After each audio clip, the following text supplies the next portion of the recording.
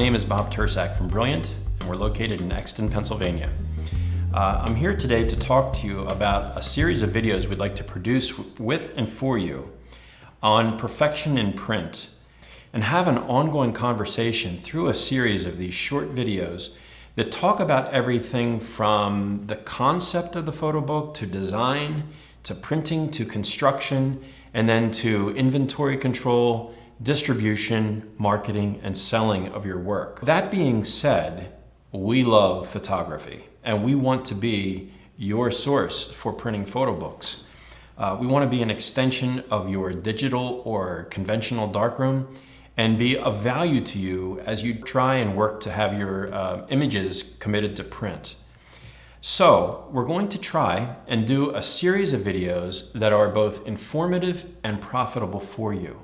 At the end of this video, there's going to be a link and a reference for you to submit feedback. Please be brutal. We really want this to be of value to you.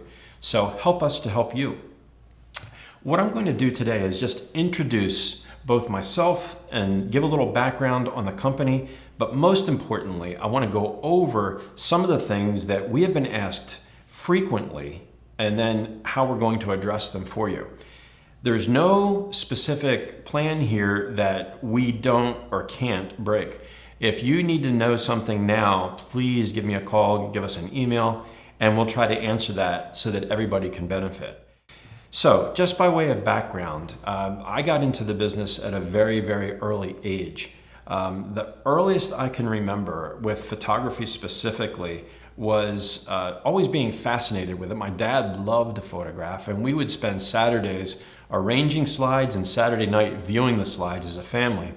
My dad loved to take pictures, and he had an Argus camera that he had when he was in the Navy, stationed in Alaska, and he gave it to me, and I loved to play with that camera. I loved to look at the inside, look at the outside, look through the viewfinder, practice focusing, wondering what those little numbers were on the ring that you could turn on the lens.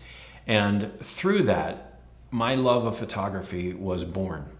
My dad would buy me film. We'd take it to a local camera store in Pottstown, Pennsylvania, and get it developed. But soon, I was intrigued with the idea of making pictures myself because my father had a darkroom, a litho darkroom in our business, which was located directly under my bedroom and then extended off to the side of our house. So when I got to the summer of between 5th and 6th grade, I worked at my dad's company during the day, and I would make halftones with him in the darkroom, or at least help him make halftones. And making halftones is the litho reproduction of a photograph. And he would show me all the problems that he had with photographs coming in and how he tried to overcome the problems by adding contrast, even selective developing, to get the best looking picture in print. And he would always say to me, starting with a great photograph makes a good printing job, or a great printing job so much easier. And so I learned that concept there. But then that year in school, 6th grade, our school offered an elective to learn how to take and develop your own pictures, but it was only offered to 7th grade. So I went to the teacher in charge, Stanley Okaneski, a man for whom and to whom I owe much thanks and respect, spent a lot of time with me and got me into the course, even though I was only in 6th grade. And from that point on, my adventure really took hold. And Stanley Okaneski spent time with me. My father spent time with me on the print side. And my dad expanded his business a little bit, built on to the addition, and gave me his old darkroom. So now I had my own darkroom and a camera, and I was developing film, but I couldn't make prints. So my dad wanted me to earn my own money to buy an enlarger. I did that. My first enlarger was a Vivitar E34. And one day we were delivering a job to Stanley G. Flagg in Pottstown. Sadly, they're long out of business, but they made pipe fittings, and they were a very old company. And my grandfather took a delivery over, took me along with him, which I often did, and we were talking to the gentleman who bought the catalogs. I'll never forget him. His name was Ralph McElwee, and Ralph expressed real disappointment in the quality of the pictures in his catalog. He said his pipe fittings didn't have enough definition, and there were important parts of the construction and the welding of his pipe that he really wanted his customers to see. So I asked him if I could have one. I took it home. I borrowed a lamp from my father's kennel where he raised puppies, and he had these big white heat lamps. And my mom had a sheet that she loaned me, and I made a little studio in our basement. I took a picture of this pipe fitting. It turned out very well. We made a halftone of it, and I actually put it up on press, and my dad printed it for me. I took it in and showed it to Mr. McElwee, and he gave me all of his photography, all that I could handle. It was actually more than I could do, at $10 a shot. That, by the way, is actually how I learned or earned money for my first real camera later on. But this was a great beginning for me because I learned not only the science and the art of lighting and developing and making a print, but I also learned how that correlated to the printed press sheet and how to make a print that would work well on press with ink and paper. So that was a great education and a background for me. So that being said, and having that background, I grew up with photography. I just loved it. I've taken many courses throughout my life in photography and spent countless hours in the darkroom. And then as of about January 2000, I got my first digital camera.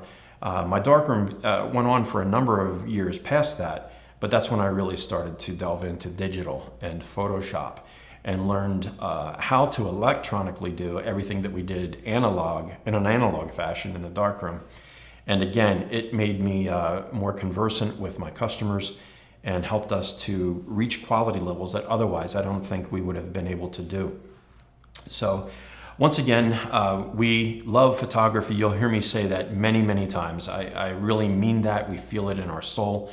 Many of us here are working photographers, and we understand the process, and we have a deep sensitivity to the creative vision of making images. And then more than that, because I think we do understand photography more than just as a science, we understand that an image improperly printed or conveyed doesn't say what it was meant to say, or at least perhaps it doesn't say as fully and as expressive a language as if it were done really well. So that's just by way of some background, who we are and why we do what we do and why we love it so much. Okay, some of the things that I really want to bring to you in this series are as follows. Number one, when you come in with a photo book, we need to ask 3 questions, and we need to know from deep inside of you what is important about the project, what is critical about the project, and how is that project going to be used. Having that background gives us a lot more, allows us to be smarter about the recommendations we make for paper, for binding, for presentation, for even down to packaging. If this thing is going to be shipped around the world, we need to, right from the beginning, plan on making double-walled cartons that are going to last up under stresses and strains of international shipping, so that your work appears in front of the end buyer with all of its integrity intact. But we want to know, are you going to use this to try to get shows from gallerists? Are you going to use it to sell prints? Are you going to use it just simply to show friends and associates and teachers where you are in your work and how it's growing and what your desire is to move forward? Some of our customers have used their work, their finished photo books, to get grants and to apply for fellowships.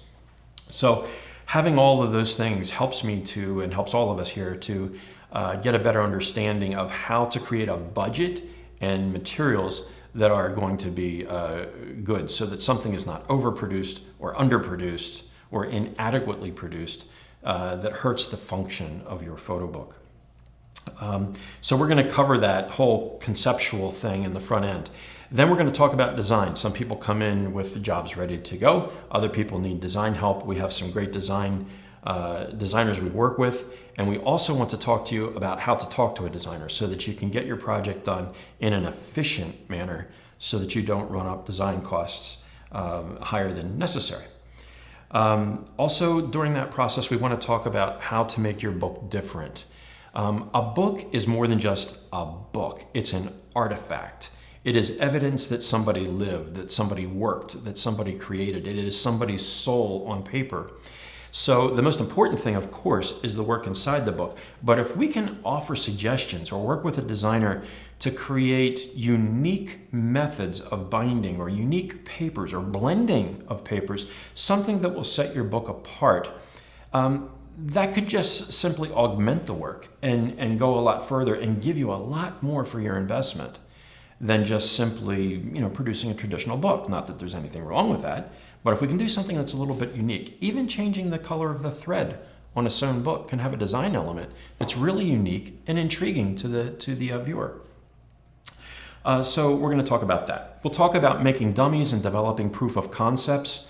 When selecting paper, one of the most critical parts of making a book, when we get to the proof of concept and making dummies, we can actually, if producing the book digitally, take a select image from the book and print it on several different papers for very, very little cost, and sometimes at no cost, to show you how the image is going to appear on different surfaces, different brightnesses of paper, different matte levels, gloss levels, uncoated levels, texture levels. As you know, all of those things have a significant impact on your image. And so we want to make sure that the paper applauds the image and that the image is happy to be on the paper.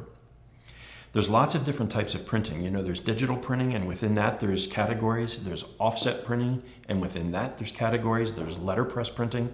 So we want to talk to you about the different types of printing, and usually it comes down to a pretty easy conversation of quantity versus type. But there are advantages to the different types of printing that are out there today. For digital printing, we use the Indigo 12,000, which is an unbelievable piece of technology for very short-run books. But did you know that the Indigo can do genuine duotones, tritones, quad tones? You can do double hits of black just in select areas of the shadow.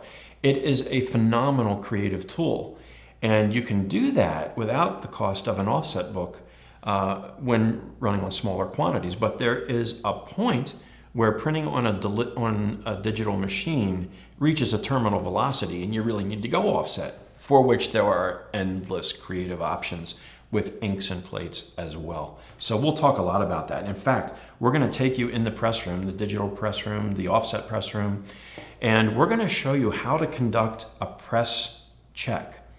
Many of our photographers, in fact, I really implore photographers to come in on press and see their work being printed. It's an important time, but a lot of folks have come in and then later on have shared with me in a very good way that they were really intimidated by some of the stuff. We don't want that to happen. We want you to come in. The press check should be a joyous process.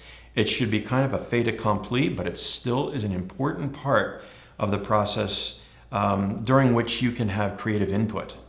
And if nothing else, if everything looks beautiful, then it's simply confirmation that everything was good. And you can sleep well, so can we, and you can rely on that book being exactly what you want. Exactly what you want. We'll talk about binding. Binding is a wide open field. There are many, many different types of binding.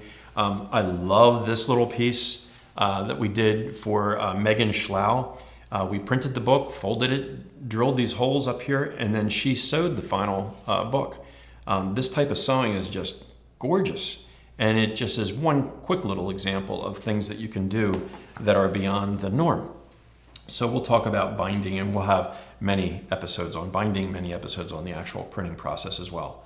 And then we get to delivery, warehousing, fulfillment of orders for your book. We can build websites for you. We can manage the collection of money, have that going directly to you. It's completely transparent. Ship the books out for you. You don't have to have warehouse in your garage or inventory in your garage. And then most importantly and lastly, when we talk about the fulfillment of your book, we'll talk about marketing and selling. For most of our clients, we try to make a video of their book and then generate email blasts. One of my very, very favorite recent projects is here for Paul Cava. We did a beautiful digital production for Paul. I really love this book. I know it's going to get a lot of attention, but we sent out a social media boost on Facebook and Instagram, and we had 219,000 people that clicked through the ad and went to Paul's website. So I'm eager to hear from Paul and see how that worked out. Maybe we can have just a session on that kind of marketing and use that to help get your work out there, sell your work, or at least get it in front of people to see. And then we'll talk about, on the offset side of things and binding, creating slipcases. This is certainly one of my favorite productions of my career. This is a piece we did for Sally Mann for her show 1,000 Crossings, with a slipcase, a beautiful case-bound book with all kinds of accoutrements, and a very, very, very successful show and project. So we'll talk about all those kinds of things. Again, please get back to us with suggestions or questions that you have for how we can make this most profitable. And until next time, when we talk about concept to design, thank you for listening, and do stay in touch with us.